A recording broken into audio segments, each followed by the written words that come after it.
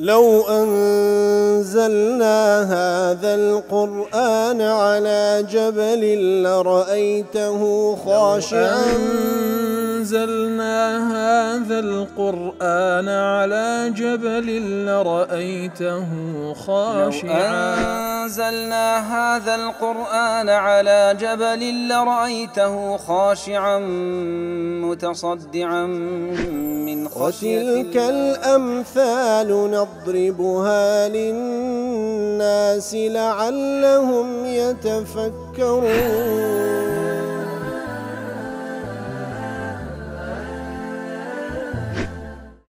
الحمد لله والصلاة والسلام على رسول الله وعلى آله وصحبه ومن والاه.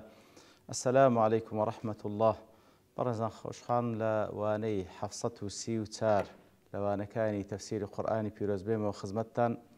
بمبسي رزامندي رب العالمين وهي وادان ايوه ازي السود اللي بقرن. أعوذ بالله من الشيطان الرجيم. بسم الله الرحمن الرحيم. ولكل أمة أجل فإذا جاء أجلهم لا يستأخرون ساعة ولا يستقدمون. الله خوشويستان رب العالمين دفرمي همو أمتك أجل واديش دياري كرابي هي كاتك وادي دياري كرابي خويان هات بهيج شويك هيج توزيق لوقتيش هيج كميق لوقت تأخير ناكرين وببيشج ناخسترين.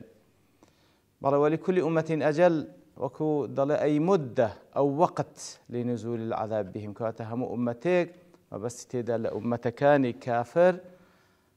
مدەیەک و کاتێکی دیرایری کراویان لە لای خوای گەورە سوبحانەهو وتەعالا دانرا لەبەوەی کەوا عەزاب بێتە سەریان. فەئیذا جاء ئەجەلهم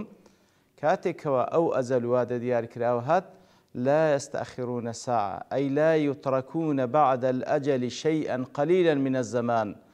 کەواتە بە هیچ شێوەیە کاتێکەوە ئەجەلەکە هات هیچ مدەیەکی کەمی زەمەنیش تەخیر ناکرێن ولا يهلكون قبله كذلك. لپیش ئەو وادەیەش کە خوای گەورە تەحدیدی کردیە دیاری کردیە عینی لەناو نابردرێن هەتا ئەو کاتە دێ. والساعة مثل في غاية القلة من الزمن. کەواتە لێرە لا يستأخرون ساعة ئەو ساعەیە بە ئەو سەعاتەی بە عورفی ئێمە نییە کەواتە کە 6 دقیقە نا. ساعە بە وەکو مستەلەحێک و زاراوەیەکی قورئانی واتە کەمترین مدەی زەمەنی ئەگەر بە عورفی ئێمە بی وەکو سانیەکیش کەمتر لە سانیەکیش هیچ مدەیەکی زەمەنی ئەگەر کەمیش بی لەو وادە دیاریکراوەی خۆیان نە بە پێش دەیەخسترێن نە دوا دەخرێن. وەکو دەڵێ لا يستأخرون صيغەی چییە؟ لا يستأخرون ساعة ولا يستقدمون. يستأخرون يستقدمون صيغەی استفعالە للإشعار بعجزهم وحرمانهم عن ذلك. تاوەکو تێمان بگەینی کە ئەوان بە هیچ شێوەیەک بێتوانان لەوەی کەوا بتوان دەستکاری ئەو کاتە بکەن مع طلبهم له. کەواتە صیغەی ئیستفعال لە مانای ئەوە دەگەین کە ئەوانش داوا دەکەن ئەوان داوا دەکەن بەڵام بە هیچ شێوەیەک ئەو داوایان قبول ناکرێ و بێتوانا و دەستەوسانن لەوەی بتوان دەستکاری ئەو کاتە بکەن وەکو ئەبو سعود دەڵێ. لما عرج تفكر ضلي ولكل أمة أجل أي ولكل أمة قضى الله بحكمته أن يهلكها هل إهلاكا عاما شاملا. هم أمتك كوا خواي قول برياري دابتا كوا بقشتي لناويان ببا طبعا برياري خواي قولش هموي برا لحكمت هركاتك خواي قول برياري دا لسر أمتك كوا بحكمتي خوي برياري دا كوا لناويان بقشتي ئەوە لەو حاڵەتە ئەجەلێکی محدد و وادەیەکی دیاریکراوی هەیە لە بۆ ئەو کاتێک کە لە ناوی دەبا. ولكل أمة أو دەڵێ كلمة أمة تطلق في الاستعمال القرآني على كل مجموعة حية تجمعها صفات وخصائص أو روابط متميزة. كواتە أمة وەکو زاراوەیەکی قورئانی بەو شێوەیە بەکارهاتێکەوە هەر تاقمە کەسێک هەر کۆمەڵە کەسێک کەوا هەندێک صفات و تایبەتمەندی کۆیان دەکاتەوە یاخود هەندێک رابطە و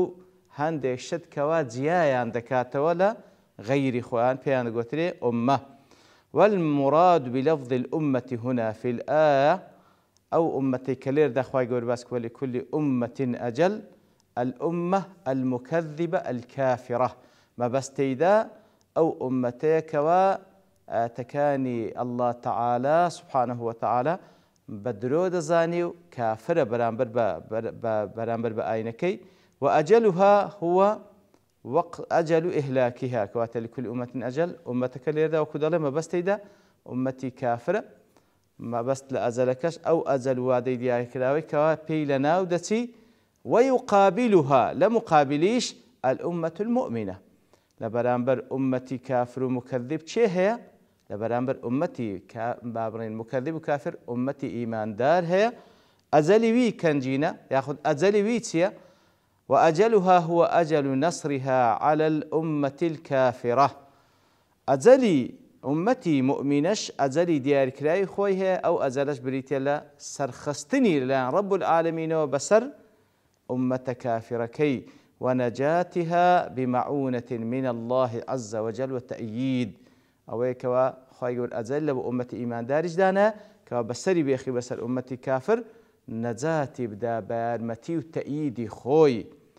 والمراد بمجيء الأجل قرب الوقت المحدد فاتلير ذا ولكل أمة أجل دري أجل كما بس لذاتها قرب الوقت المحدد نزيق بونوا لكات ديار كراوكا لا حصوله بالفعل نكاتك ورود ذاتا وإلا لم يكن للتقدم معنا كواتوا لكل أمة أجل وأجل يكو واديش ديار كراوي هي هركاتي أو أزل واد ديار كراوي نزيق بوا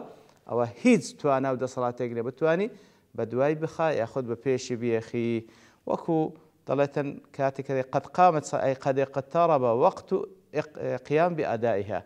كواتا كودا لقامت نوزي قد قامت الصلوات ونزيق بو كوادس بنويش بكري إتر أو أزلش كخواي يقول لي داباس ونزيق بو زي بكري لو نزيق بو نوي كوا زي بكري هيك قوة يجني بيجاري توا كواتا أو ما بستكي لدواء ورب العالمين دفرمي يا بني آدم إما يأتينكم رسل منكم يقصون عليكم آياتي أين وي آدم أجر هركاتك پیغمبران للاي منوهاتن يقصون عليكم آياتي آتكان منتان لبو باز دكن فمن اتقى وأصلح هركسك تقواي هبو وإصلاح كردو كردوي تاشي كرد فلا خوف عليهم ولا هم يحزنون أو كساني كوا تقوان هي وإصلاح كردوي تاشيان هي ترسيان لسرنيو ناش ترسيان لداهاتو هي ترسيان لسرنيو لداهاتو هي خفتش ناخون لرابردو يا بني آدم إما يأتينكم رسل منكم يقصون عليكم آياتي لا تفسير سعد لما أخرج الله بني آدم من الجنة كاتكوا رب العالمين آدم وحواء ونوي آدم إشكال بشتي آدم بون لبهاج داري هنا ابتلاهم بإرسال الرسل وإنزال الكتب عليهم رب العالمين سنة وابل التعامل لقل بني آدم لسر ويزوي أويك وتاقيان دكاتو بناردني بيغمبران وهروها بدا بزاندني كتابي خوي لرقاي بيغمبران ولا بويان وبيغمبران يقصون عليهم آيات الله ويبينون لهم أحكامه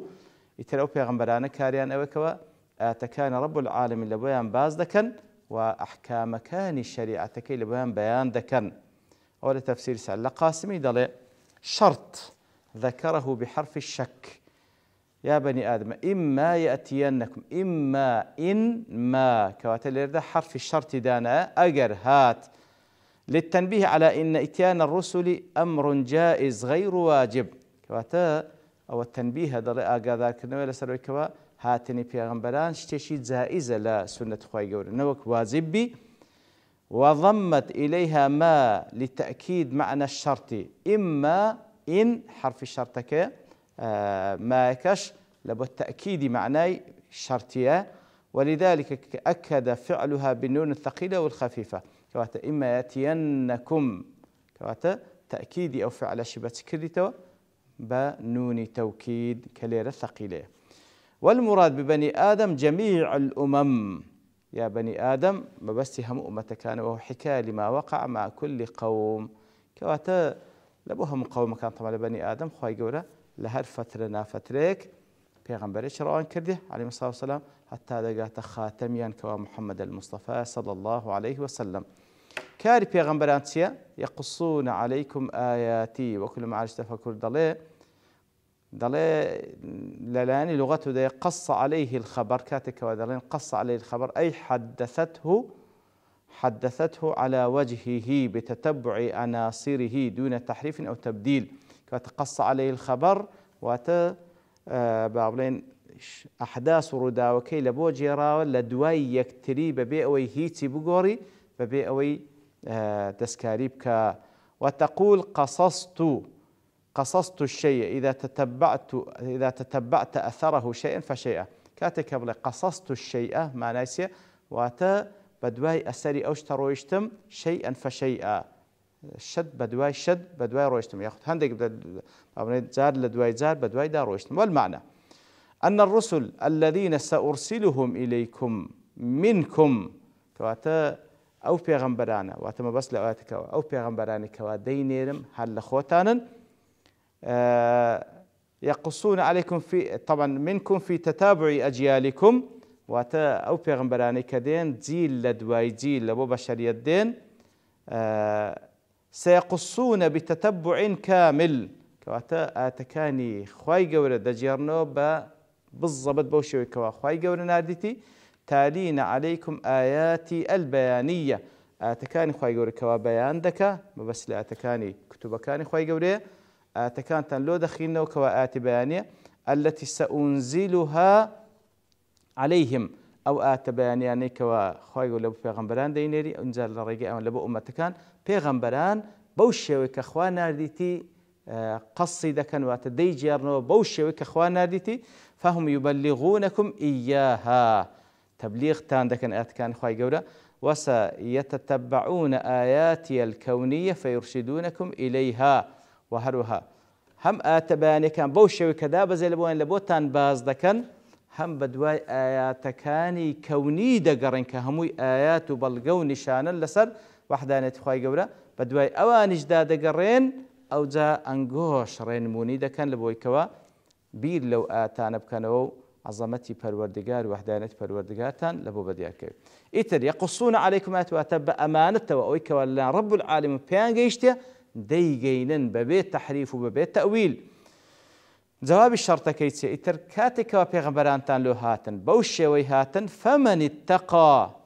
واتلو كل قاسم دي فمن اتقى أي التكذيب خوي باراز لو يكوا بدروي بزاني وأصلح في عمله لكردو كانشي إصلاح بو كردو تاشكر فلا خوف عليهم من العذاب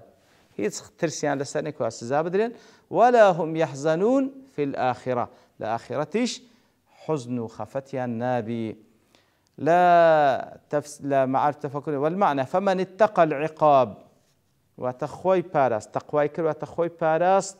لعقاب بويك وخوي لقد خلاو كان باراس وأتى بما هو صالح لنيل الثواب وهروها أو كاراني كركوائي هندبو باداشت بيورغريتوا وأصلح من نفسه وعمله وهروها أوي لنفسي خوي ولكردوكاني بيويست بإصلاح بإصلاح كرد ما تعرض له من فساد أوي كوا لنفسي ولكردوكاني هبو لكاري خرابو شتي بيس إصلاحي كربتي بتوبو باستغفار فاستحق الثواب إتر مستحق بثواب رب العالم فلا خوف عليهم ولا هم يحزنون نترسيان لسنا خفت دخون وكل تفسير سعد وإذا انتفى الخوف والحزن أجر ترس نما خفت خواردن نما حصل الأمن التام أمن أمان اشتواب دزدينا والسعادة والفلاح الأبدي إتر السعادة خوش بختي أبدي بدزدينا هل لما عاش تفكر دلي كاتك فلا خوف عليهم تفرمي دلالة لسرويك أو خوف فلا خوف عليهم على لدواته وتخوف يتشوا استعلال سريان كاتن كوا مسلط بأو ترسل سريان ولا هم يحزنون ما هو بشيء فعل مضارع فرموتي يدل على التجدد طبعا فعل مضارع معنى تجدد بخشي وتزال لدوايزار تدل على أنهم لا يكونون بحالة يتجدد معهم فيها الحزن كواتمان لحالتك دانا أو كوا ببردوامي أو حزن لقليا نوينا بيتوا أو زكود الله أو حالة هم لدنياي هم لآخرتيش وهم لدنياي خوفيا لسرنيا هم لآخرتيش خوفيا لسرنيا لبروي أوانا كسانكن لدنيا دا بحكم إيمانيا بذاتي خواهي قول بتاكو تنياو إيمانيا بروجي دواي وأوي كخواهي قول لبواني دانا لروج القيامت لباداشت لبهشت واني لك رازين لخواهي قول سبحانه وتعالى رازين للشريعة خواه رازين لهمو قدر كان خواهي قول مطمئن لبوي كواها مشتكان بحكمة ردة وهلوا سقيان بباداشت خواهي قول هيا لويا بهيج شويق أوان تلس ناقري وهلوها خفض ناخون وهروها لقيامتش طبعا بفعلي كاتك وبتساي خوان دبينن لو أزل باداشتك تصاوروانيان دكاتن وهروها خفتش ناخون لو دنيا بزيانش لبرو بإيمان وبالتوحيد وبعاقبة خير